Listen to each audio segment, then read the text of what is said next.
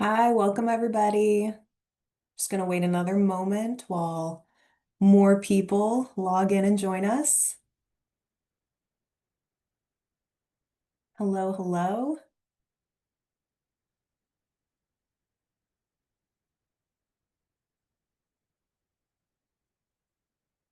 Welcome everyone.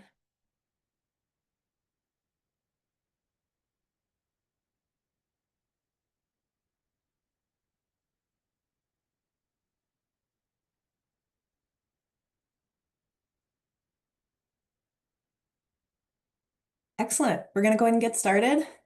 Welcome again. Thank you everybody for joining us. We're really excited to be hosting this webinar on strategic recruitment in Saudi Arabia, trends, tactics, and opportunities.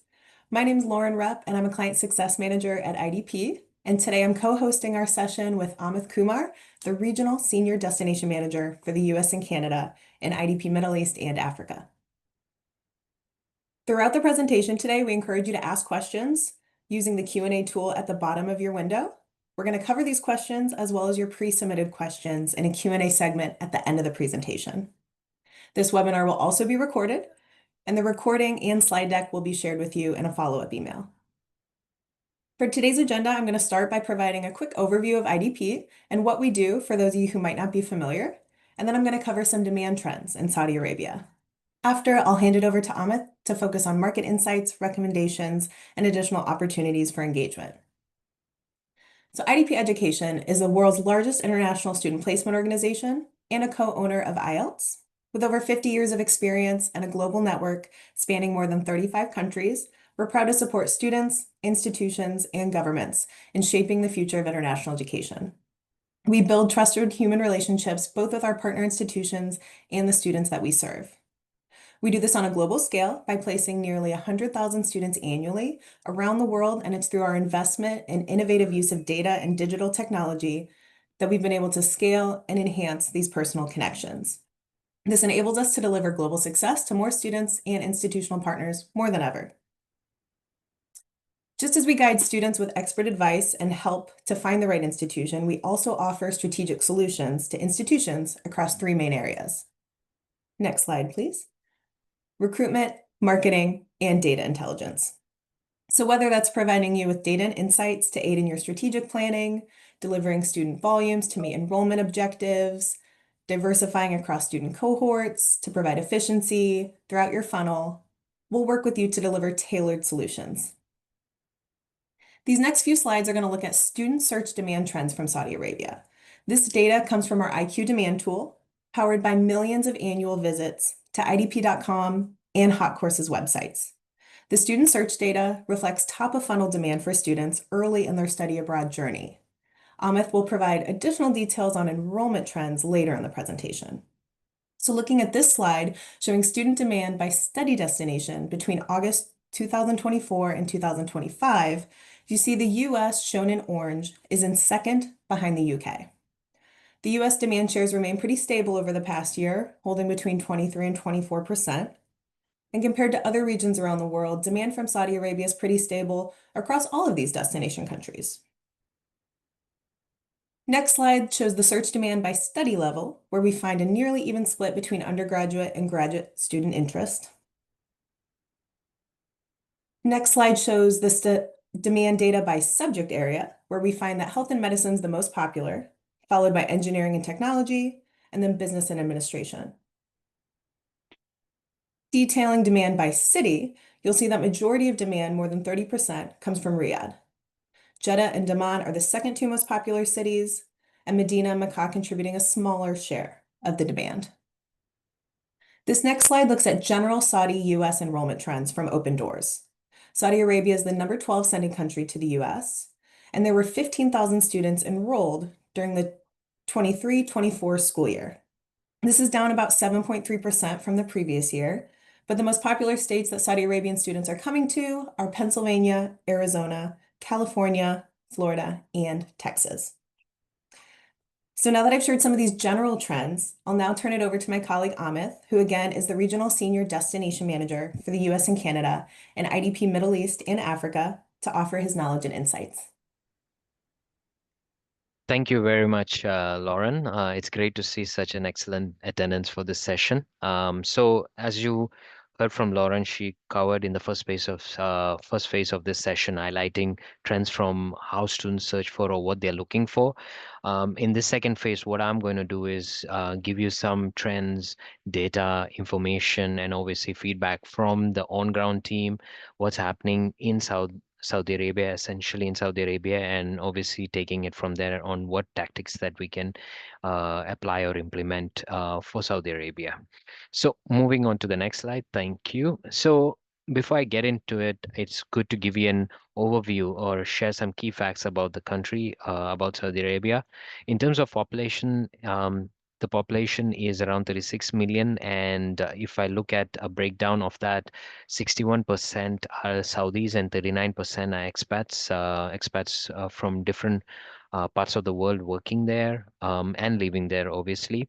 Now, in a sense, as you would have seen in based on search trends, it was talking about um, you know different factors. But if you look at this piece, when it comes to education, it's along similar lines in terms of Saudis and expats that go out of Saudi Arabia to study overseas. Now, it could be anywhere between 40 to 50% expats or 50 to 60% Saudis in that sense.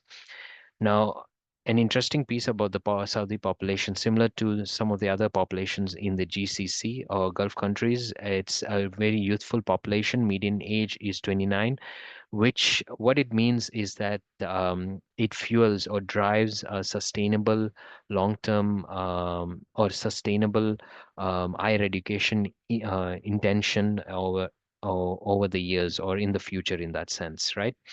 Now, when we look at the student cohort, they're made up of obviously the Saudis and expats, as we have been talking about them. Now, with Saudis primarily, they do go on sponsorship. You would see maybe less than 5% who are self-funded. Again, it is a very small volume.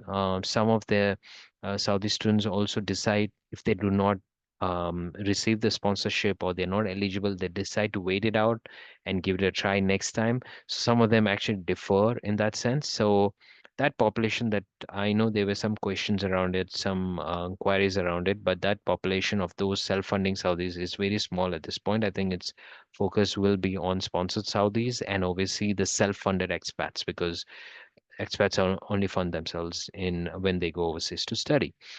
Um, Now, with the students, they are getting a lot of support with the government because obviously the government at the moment is on the Vision 2030 initiative. Basically, they are looking at driving the economy and growing Saudi Arabia as a country and obviously diversifying their economic verticals, right? So, in doing that, they would want to educate their population, and that's where this entire sponsorship scheme is growing in for Saudi students, and we're going to see that being implemented or diversified across various study areas. And I think something that has really picked up is fine arts, cultural studies, etc. in that sense. Obviously, with expats, they have living in Saudi Arabia, they have a strong intention to study abroad, and for them, the factors can vary. It could be ranking of the institutions, it could be affordability, the post-study opportunities, etc. We'll talk more about this as I have a separate slide on that.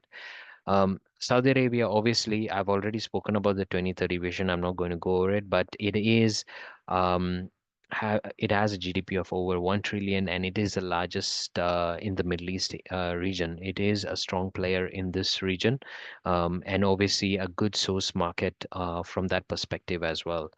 Um, going down to IDP, our IDP offices, I'll talk more about the number of offices we have in the next slide.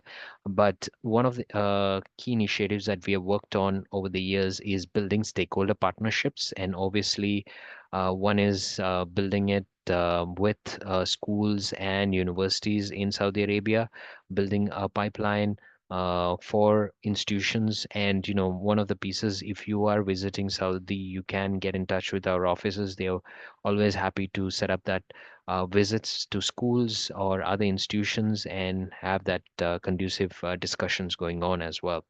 And additionally, we work with different government stakeholders, and in this case, obviously, Education USA. We are working to do some collaborative work with Education USA in that perspective. Now, in terms of councils, uh, we have three offices in Saudi Arabia, and in each of this office, we have one council that is dedicated only towards North America, so looking after US and Canada. So moving on to the next slide, just continuing from what I said. So these are the three offices, obviously. So Jeddah, Riyadh, and Dammam at the moment. But it's also important to understand with IDP, apart from the brick and mortar offices, we also operate virtually. So we do a lot of virtual counseling. So we have a further reach when it comes to different parts of Saudi Arabia as such.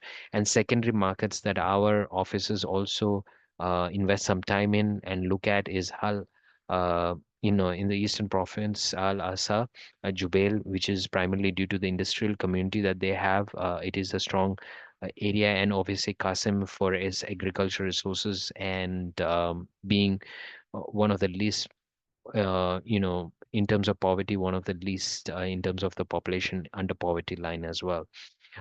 Which means that they are very strong in that sense. However, as an advice and feedback received from the officers at the moment, they are doing a bit of market intelligence there. They are doing a bit of higher education drive in those cities. I think for now, as institutions focus on this three key markets or three key cities, which is Jeddah, Riyadh, and Dammam, and eventually we'll start working to take you out to all these different markets.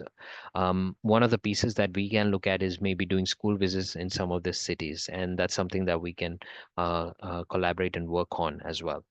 Now, if I did pick out some more stats from the country. So at the moment, Saudi Arabia as a country has 1.97 million students studying in Saudi Arabia, 43% in public and 57% in private. Now, again, this is a good source for future students as well. They're all students who have an intention to study abroad as well. So now coming on to the population, I wanted to give you sort of a breakdown in terms of gender. So if you look at the total population of Saudi Arabia, you would see that men are slightly higher at 58%, with women forming 42% of the population. But if you look at the next stat, so that is population by gender, just around the student population, you'll notice that women dominate that piece. So 54% of the women are students, and then obviously men being 46%. And so and we have seen that change since a lot of things have opened up in Saudi Arabia. There's a lot of women in high positions within different organizations, different industries as well. Moving on to the next point. So at the moment, again, this is a rough estimate. Over 100K students are studying abroad, Saudi students or students from Saudi Arabia, primarily in the US, UK, Canada, Australia, and other some European countries as well. So moving on to the next slide. Now, this slide focuses on the market size for Saudi Arabia. Again, this data is based on the visa approvals, so student visas that have been approved. Obviously, FY19 was a good year, and I'm showing, the movement from FY19 to FY25. FY19 was a good year, and one of the reasons also is because there was a certain breakdown in diplomatic relations between Canada and Saudi Arabia, which led to all the sponsor students being moved to other destinations. And obviously, because of the proximity of US did receive a good chunk of those students moving in from Canada as well. And then from FY20 to FY20 to FY22, as you all know, COVID hit. That was the period where we did see a decline, and that's where that piece comes into play.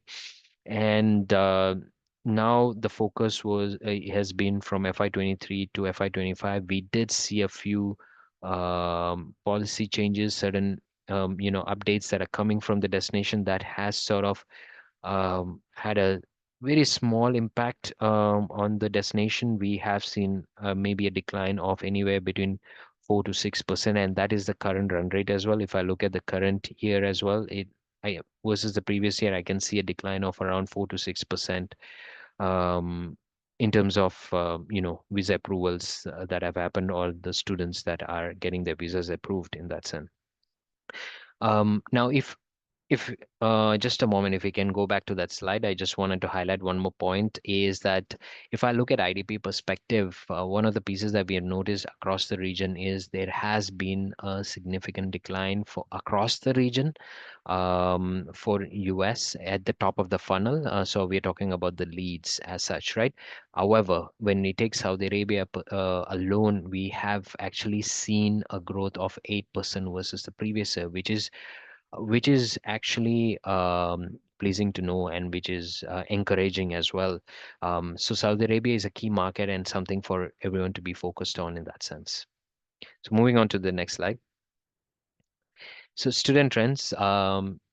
If now just coming to this point is, so when there was the visa suspension, we did see at least 5 to 10% of the students switching destinations. But then it was announced at a time when there was a lot more students who had already got their appointments. So that was fine. Some of them actually got their visas as well. So that was also fine. It was those students had some who had delayed on their application or as such. So it was a very small percentage, and there were some students who decided to hold back and defer till the next intake as well. So there was that set of students as well.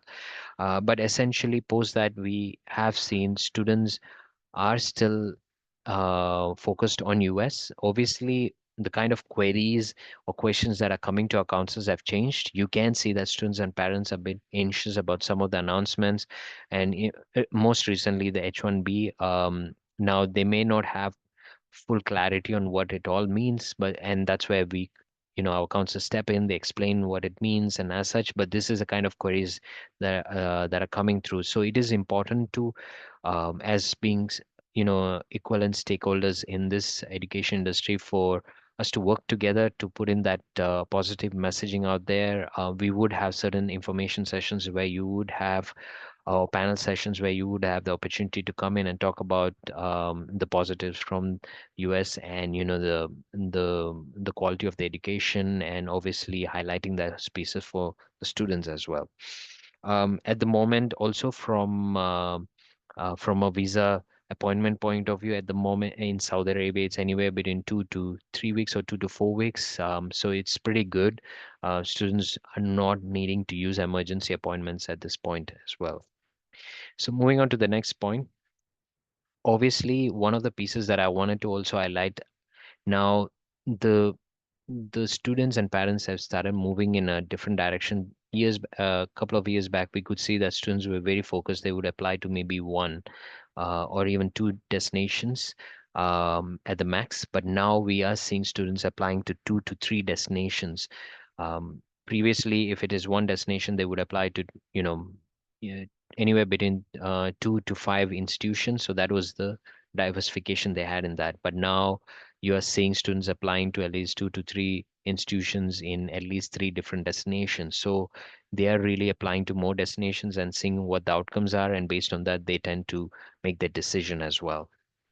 So the competition has increased, and what that means is it is important to be very engaged with the market, because some of the markets in the Middle East and especially in Saudi, it is quite a face-to-face. They do like to see um, people on hand or physically. So that's one piece. However, we do understand it may not always be possible to travel. So at this time, we do have hybrid events that come and cover that aspect as well. So moving on to the next point is obviously the rise of other destinations for education.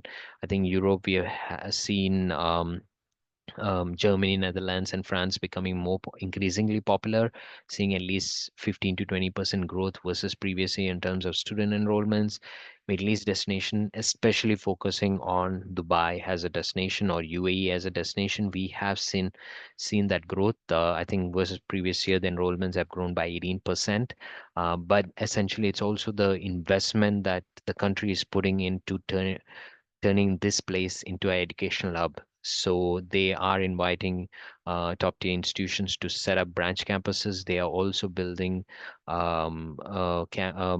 institutions or universities in tandem with other universities here, and there's drive to provide further stays in the country. So it is coming out to be a strong competitor for the traditional destinations as well, just like US.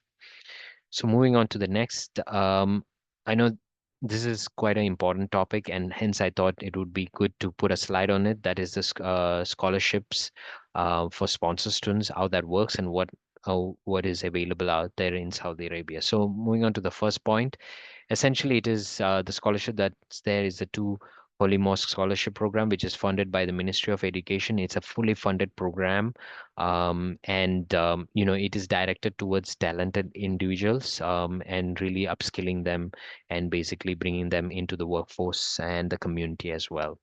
So if we can move to the next few points. So now with this scholarship, it has three parts. There's the pioneers part, which is the Al Rawad, and then the provider path, which is the MDAD, and then finally the research and development. Now, a focus for most institutions should be, and for us as well, is the provider MDAD because the number of places in that is much higher or more.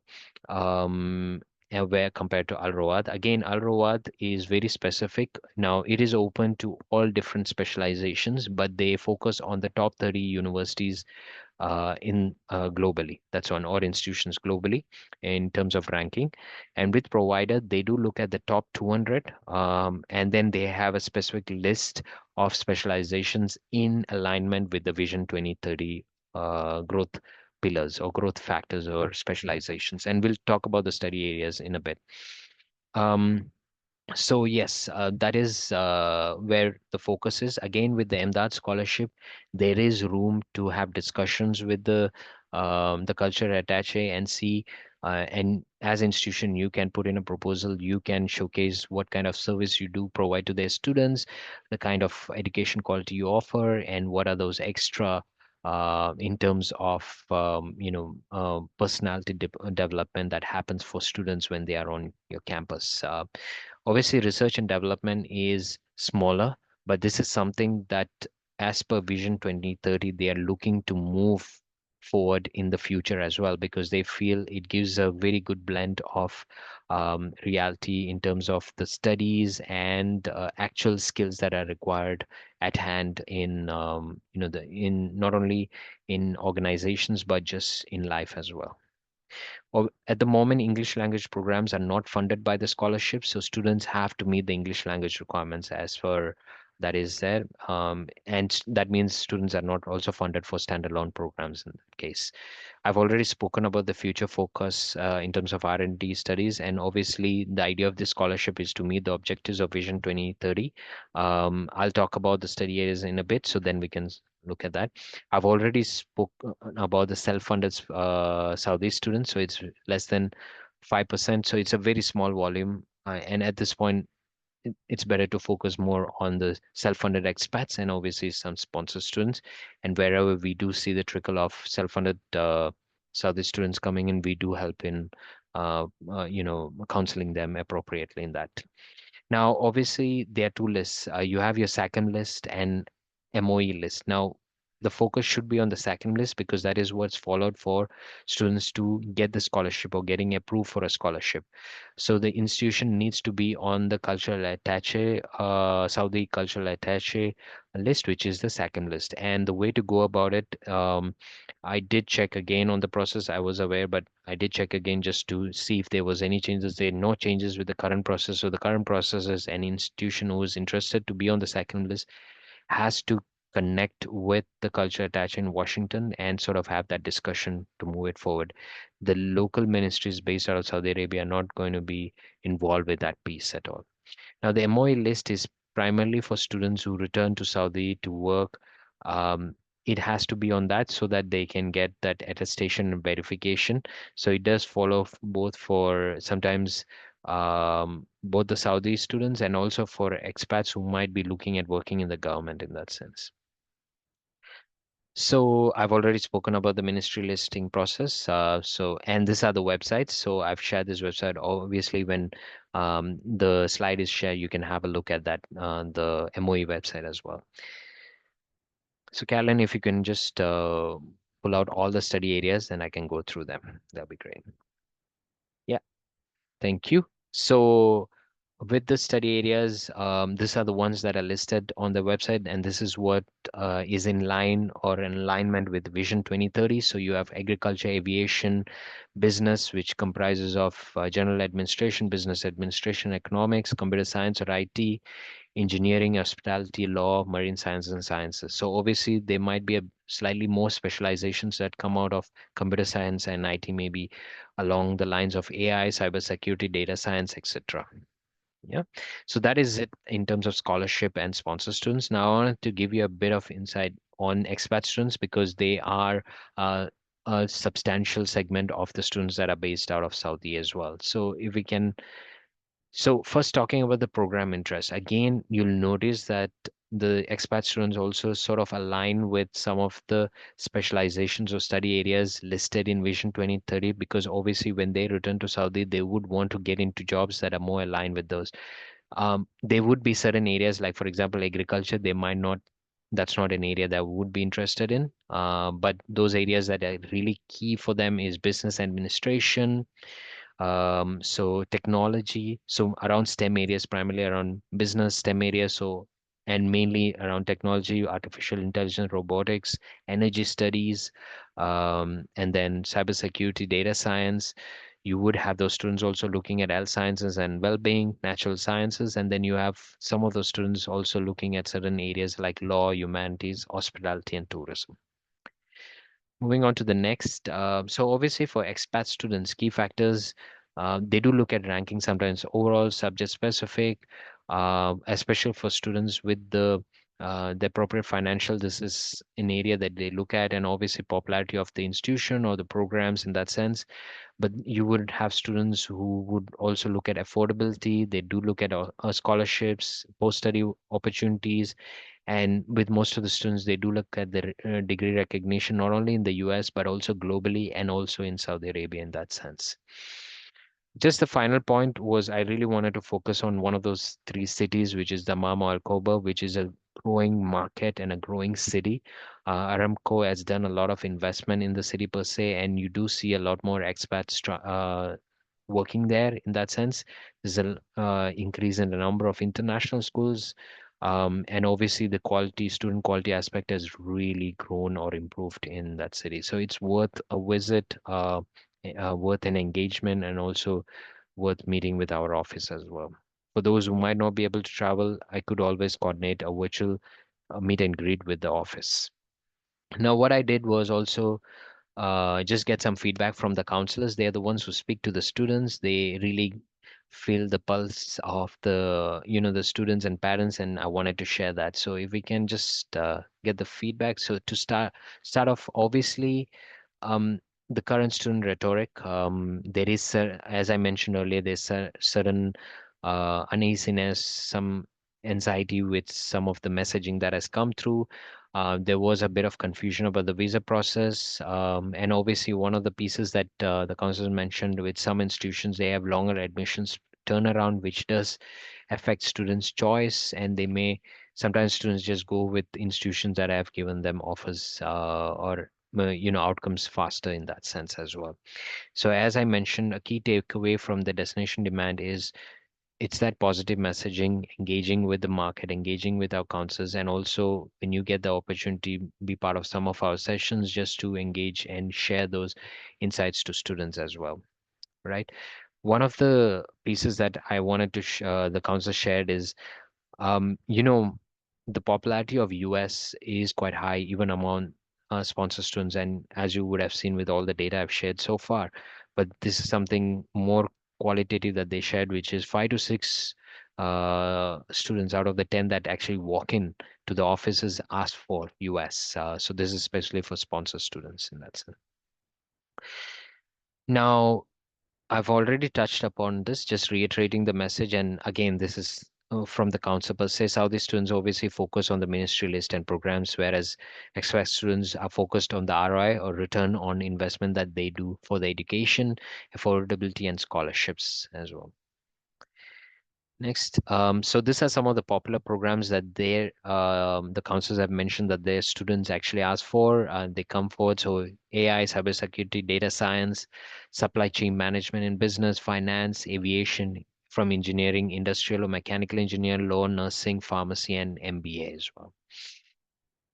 So these are some of the popular US states. Obviously, Lauren had shared from the open doors data, the search trends, but this is also what students are asking our counselors. And there is obviously similarities when you look at the first five, so California, Florida, Texas, Pennsylvania, Arizona, but additionally, they do get queries around Washington, New York, Massachusetts as well.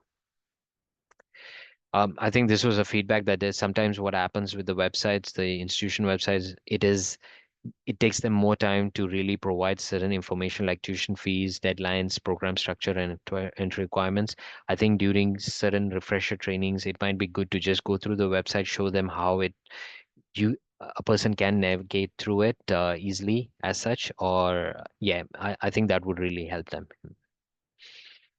And this is something that I'm really going to talk about is continued and increased engagement. So more engaged with the market. I do understand you may not always be able to, travel. I would recommend though having more focused meetings with the office, even if it's virtual, rather than doing more regional sessions, because in that sense, it gives an opportunity for the office to really or for the counselors to really voice their thoughts, their feedback on the call, and also build a relationship with you as an institution as well, right? Um, Moving on to the next slide. Yeah, so I just wanted to just highlight certain key action points on how we can collaborate together. I've already spoken about key market engagement, so focusing on our top three cities, which is Riyadh, Jeddah, and Dammam.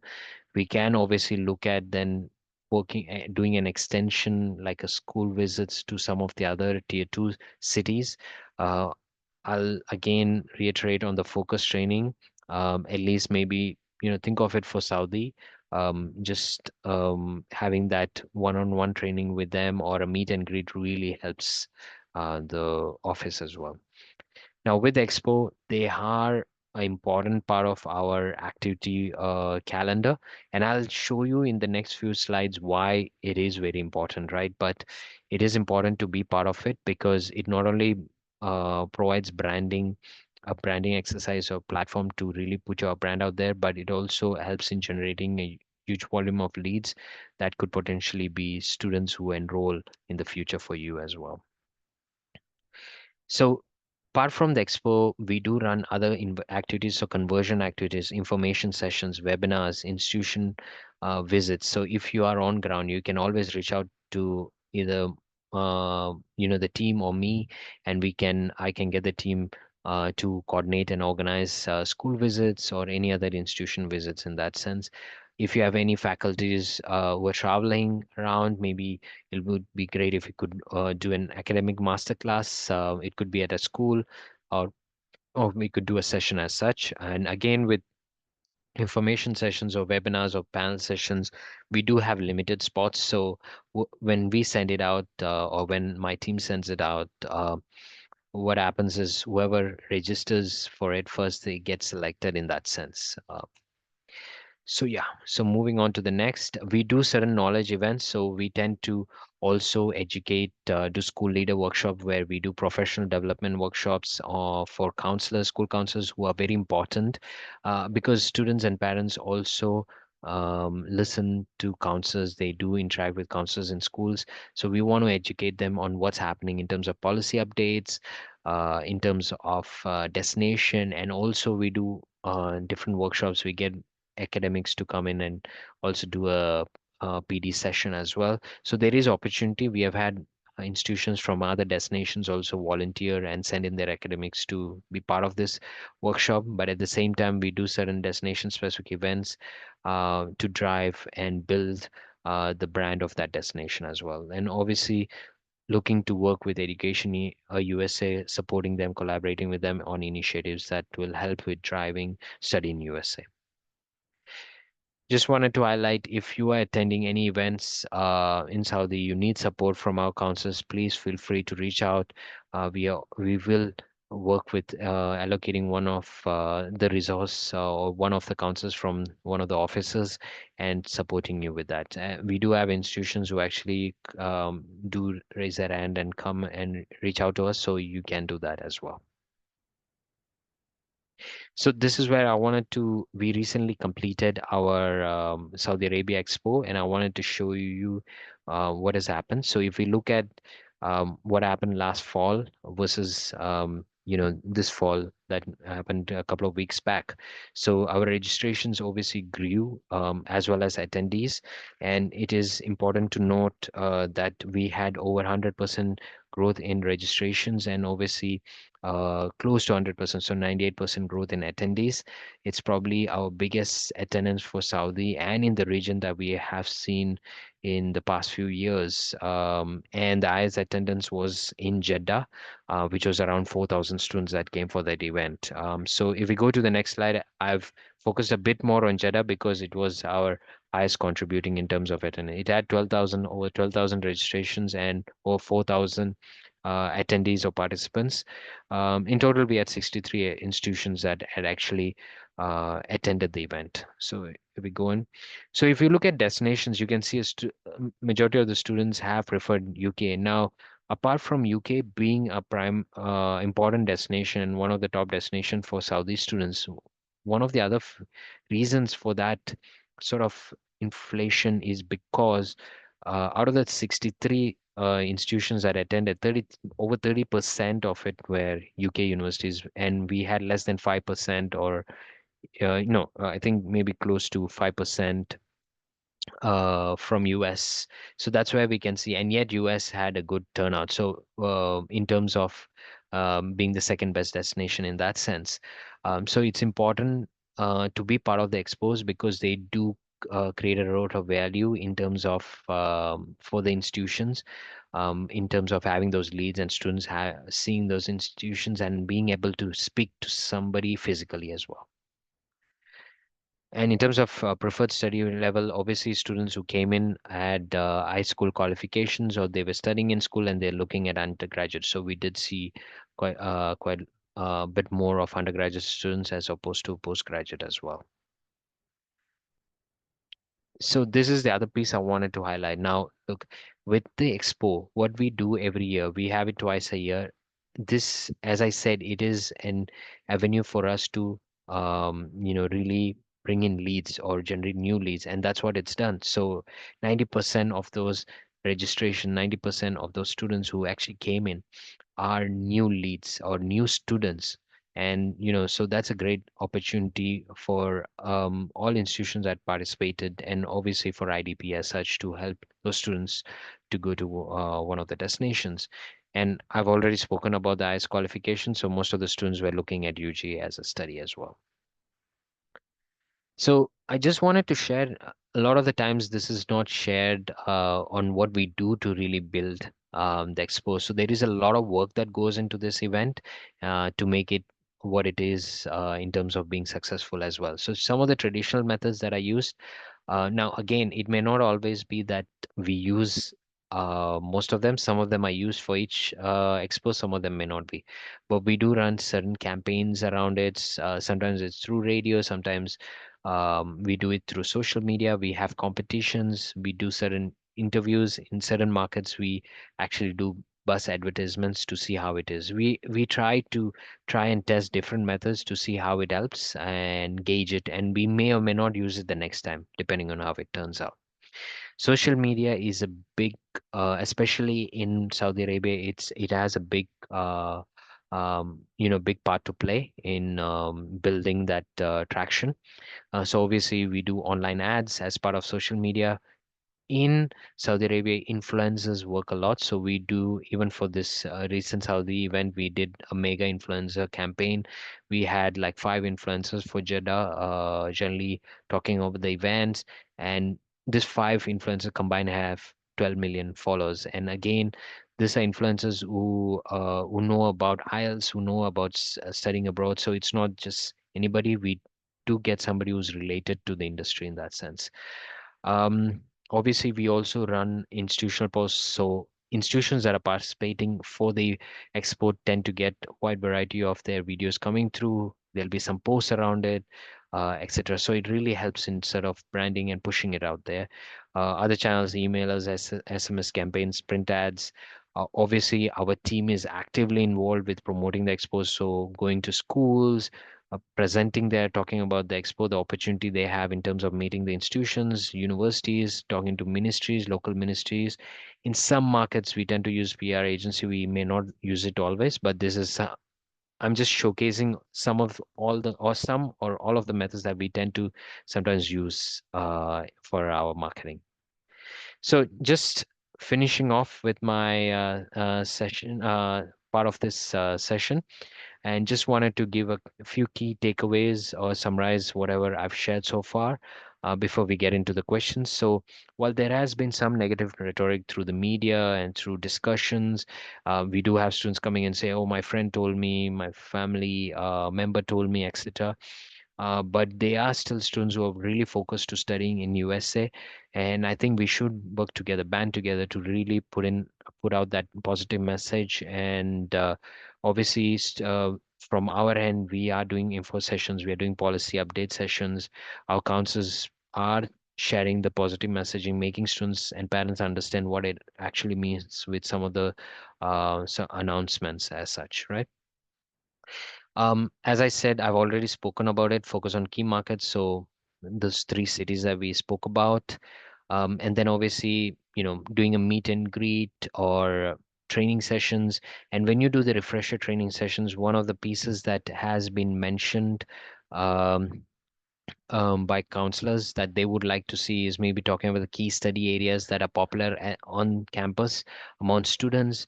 What are some of the in-demand skills, or what do industry partners look for, or what are they looking at? Scholarships, and also navigating the website. So yes, especially at this time when if you look at the international education sector, there's quite a bit of uncertainty around various things, different policies across different destinations. We have seen some of the institutions from other destinations really ramping it up in terms of market engagement. And it is important for institutions in US to also do the same. I do understand there may be certain budget constraints, so we can pick your spots, and feel free to have that discussion with me. I think expos are really good, but also if just having that sort of regular visit or once in a while have that visit with our team and having more focused meet and greet virtual session with the officers will really help. And obviously, social media engagement, this is something that I'll be reaching out along with our team in trying to sort of do something like a Mythbusters, give you an opportunity to talk about some myth and busting it.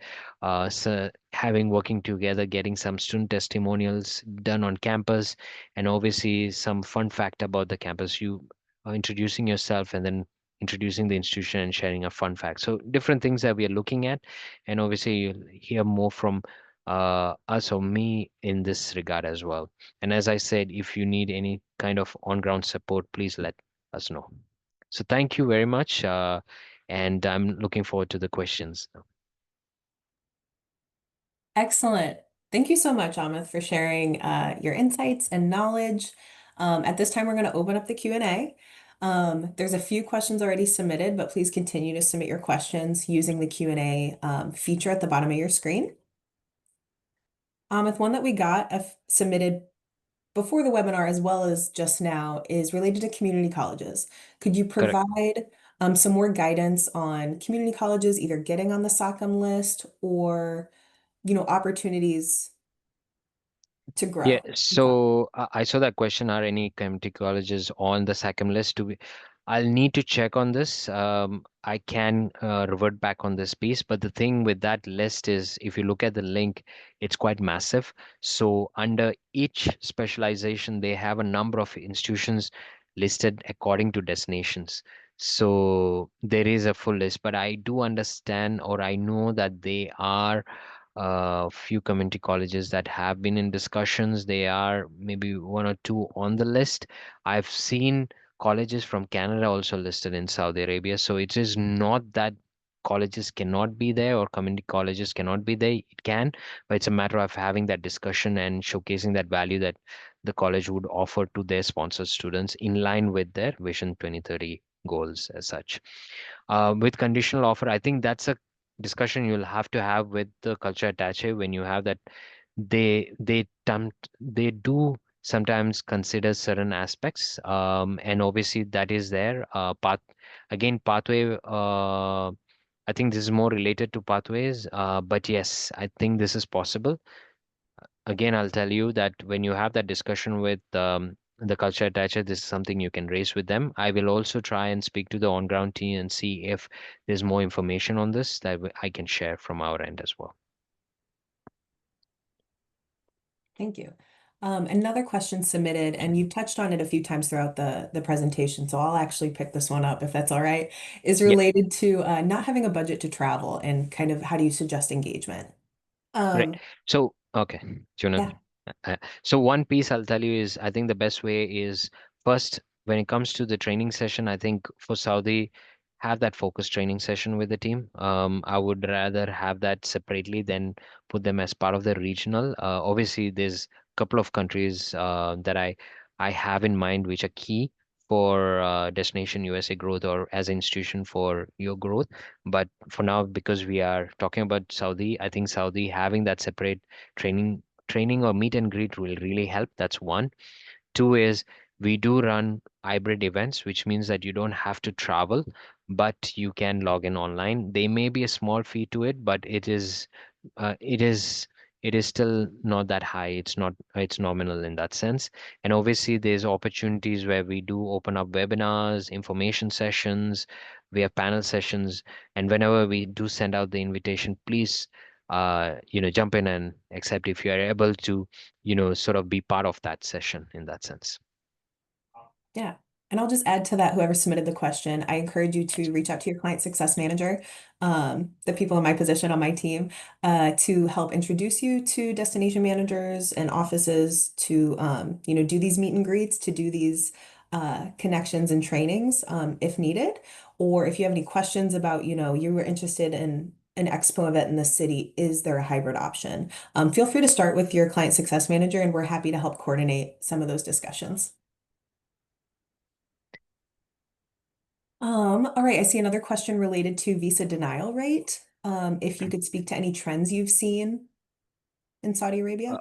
yeah, so the thing is, we don't receive the actual data for this for the approval rates. But at the moment, based on what my counselors have said, that they have even seen Sudanese students in Saudi actually getting the visa. So quite surprising when they actually on the ban list. So it was quite, surprising for us. So it's very hard to give that data because it's not shared openly. At the moment in Saudi, it seems okay. I wouldn't say, but hopefully I'll be able to give you a bit more update on that later if I can get some data on that piece. Yeah, absolutely. But good to know anecdotally, it seems to be smooth, relatively At the smooth, moment, yes. related to some other countries. Good. Um, all right, I see a question specific to recruiting graduate students, marketing tactics, or perhaps specific cities that tend to lean postgraduate population. Um, and then this person actually also added, is there an appetite for fully online US degrees? Uh, just before we get to that, I just checked our approval rates. So if I had to Oh, look at our IDP approval rates, last year we had around 80%. So that was the approval rate. So only 20% refusal rate, which is very good. Now, I'm not saying because we tend to uh, work slightly higher than the market rate. So maybe the market rate is slightly below that. Yeah. But it sort of gives you an understanding of how the market is. It is a strong, good market. At the end of the day, it's how the students are prepared and trained for that interview. Obviously, our counselors, one of the pieces they also mentioned is it's always good to work in tandem with the institution in terms of training the student for the interview as well. Right. So, Well, thank you. Um, yeah, so to jump back, specific recommendations for graduate recruitment. so can you just repeat that question? I missed some of that. Absolutely, no, that's okay. They asked if you could share about recruiting specifically for graduate students. Any specific events, marketing tactics that work best to reach graduate students, or and I'm adding this, perhaps specific cities that tend to lean postgraduate population, and then if there's an appetite or an interest in fully online graduate programs. Yeah. Yeah. So I'll jump on the online piece. For us at the moment, we have not seen that big of a growth in online programs, and possibly because we haven't really forayed into it. That's one piece. Two is we don't really get that kind of queries as well coming through, and it's just a trickle, to be honest. Maybe a very small percentage, 2-3% maybe, in that sense of the total students that might come to the office. The other piece was when it comes to our events, we promote both undergraduate and graduate programs. So, and especially when if you attend our events, if you tell us we are only looking at graduate, then we actually advertise it saying this institution is only there for graduate recruitment. So your queries should be related to that. And also students get pre-counsel before they go to meet any institution. So we only send the students that way. Obviously, you might see students moving around, they might just come in and ask. But because of the institution name, they might say, oh, they've actually got undergraduate. I might go and check it, even though I was told not to. But yeah, so that is a piece. But we do have, say, for example, how to submit a good US PG application. That's like a, masterclass or, information session that we run. You can join, be part of that. We would also, if you are on ground, the office would take you to some of the institutional partners as well, or the universities there, because you would have students who are currently studying in the UG who are looking for the postgraduate programs or graduate programs. So these are some of the methods that we do. And also, if you have any social media collaterals that you want us to put out there, please do share it with us. We can do that as well. So there's a bit of digital influence that also helps in this case. Excellent. Yeah, quite a bit of options. Correct. Um, let's see. Yeah, please keep submitting questions as you think of them. Um, Sifling through some of these. Oh, English language programs. I know you mentioned not as many or not possible to get funded through the scholarship, and so perhaps ESL focus should focus on the expat population, but can you expand on recommendations you might have for ESL recruitment specifically? So if it is ESL, at the end of the day, sometimes what happens is students always look at the end goal. Where are they going?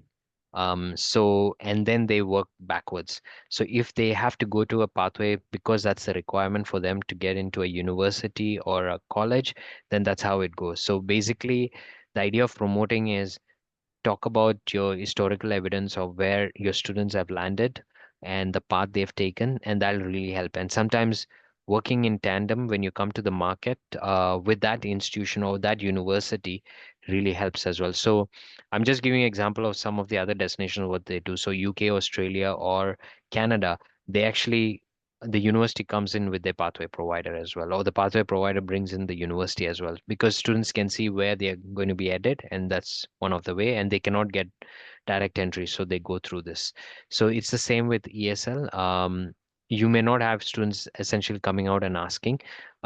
Saudi at the moment they do have some students who might look at standalone, but it is not as heavy as what we would see in Turkey, because in Turkey you see a lot more students asking for standalone English language programs, not as much in Saudi. But Saudi is more if it's a requirement for them to get into entry into a program, then that's where they look at going in that. Okay. Thank you. I see a question specific to the UK and kind of just more insights on Correct. what we could gather from what our friends are doing across the pond. The question is, do you see UK representatives sending their staff from their home campus to participate in events, or do you see more regional representatives participating in these in-person events? Kind of what other things are UK staff doing that perhaps US could emulate and improve upon? Okay, so one of the pieces, just to answer the first question, it's a mix of both. So there is UK representatives coming in from the home campus, but they are some regional reps as well. Um, so it depends on the institution because some of the institutions actually, and what I've seen in the past few years, having a regional representative is increasing. So they are, and it's the same even for US institution. There are some universities here that actually have a regional rep based out of the Middle East who service this region. So, but UK probably in terms of count or number of representatives are more. But at the same time, they also have institutions who send their home campus reps coming down. So I would say it's like a 50% maybe, or 40% regional reps and 60% from home campus. So it's along those lines for UK. Now UK as a destination, as because of one is the proximity, and they've had very strong relations or ties from a government perspective with this Middle East for years. So they have been present in this region for a long time. So UK has that edge in that sense.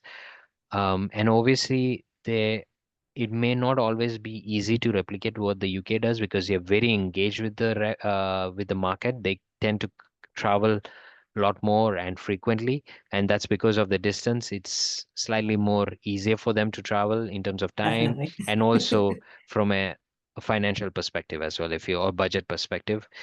So they tend to engage more, and obviously, I think and because they have historically always been on a lot of the ministry lists, that also helps from a sponsor student perspective.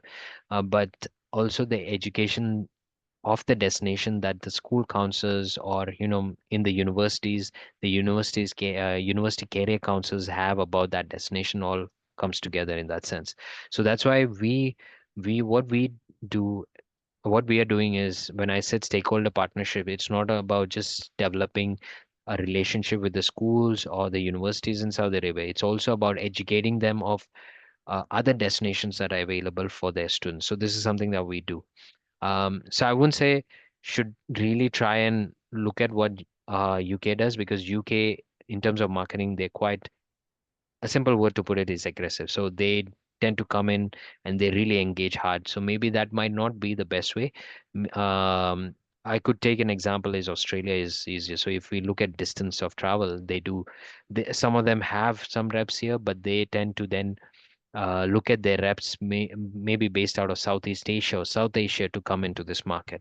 So they are doing that. So that's one possibility. So if you have a regional manager, say, sitting out of South Asia or Southeast Asia, the proximity is much easier. So maybe get them to travel. That's one. They travel to the region at certain fixed points. So maybe they come in for our expos and then they spend quite a bit of time in the region. They do visit our offices. They do other small engagements with us. And that's how it goes through. Because sometimes for our expos, you might have 4 or 5 days of school visits or institutional visits as well. So in addition to that, so you do tend to miss out on that piece as well if you don't. So yeah, I think that would probably sort of sum up in that. Yeah, thank you. One question that I saw submitted a couple ways that I just wanted to revisit. It's about the importance of getting on the SOCM list and how a lesser known institution could do that. So previously you mentioned that they really look at the top 200 institutions ranked globally. So based on that, if an institution's not on that top 200, is it perhaps not worth their time to try to get on the list, or is it still worth applying to be considered and just having, robust support on what you offer and why you should be considered? What do you recommend? Yeah, so I look, it's a long-term piece with ministries. So this is regardless of the country, whether it takes Saudi Arabia, Kuwait, UAE, Oman. When it comes to ministries, you have to, it takes some time. It doesn't happen overnight. So my thought is that you need to just go out and reach out to the SACM um, uh, office, and then just see how you can at least have a meeting with them, have a discussion, get an understanding. They'll probably tell you what they're looking for, and you can then sort of put a proposal. You can at least introduce the college or the university, and then basically then put in a proposal based on what they say. But I still think it's important, because if you look at the population um, division in Saudi, almost 61% are Saudis. So you still have a massive chunk of those students being from the sponsored sort of pool, right? And then you have your 39%, which are expats, where self-funded, so they'll be okay with, they're not really governed by the ministry list. So I still think that's something have to work on, and maybe it's a long haul piece that needs to be worked on. It's okay, but just try and start the process. I would say that's Absolutely. Start building that relationship. No, that's correct. great. Time snuck up on me. We are at Yeah. the end of our hour. I don't know if you see another quick question to respond to. Yeah, so I think there was one question from Marcy. This was in regards with the Education USA for MENA Forum. We are aware of it, and yes, what we are still working on the mini fairs or wraparound. So again, I'll touch base with the team, because I'm working with the team on organizing this piece. We will reach out if we are going ahead with those events or um, sort of wraparound fairs. We'll let you know as well. Excellent. Thanks. I know, especially while, our partners are overseas, it's so helpful to just be able to build Correct, that connection, even if they're, visiting for a different event. correct, correct, correct. Um, awesome. Well, with that, we are going to wrap this up. I want to thank you so much, Amith, for hosting and sharing your expertise. Thank you to everybody who attended and for submitting your great questions. As a reminder, this recording and the slides are going to be shared with you in a follow-up email. There's also going to be a brief survey at the end of the webinar. It's going to pop up. If you don't mind, take a moment and fill it out. We really value your feedback, and it'll help us shape future webinars and other engagement opportunities. So again, thank you so much, and we wish you a wonderful day. Thank you to everybody, and thanks for attending the session. And please feel free to reach out to me if there's anything that you want answered.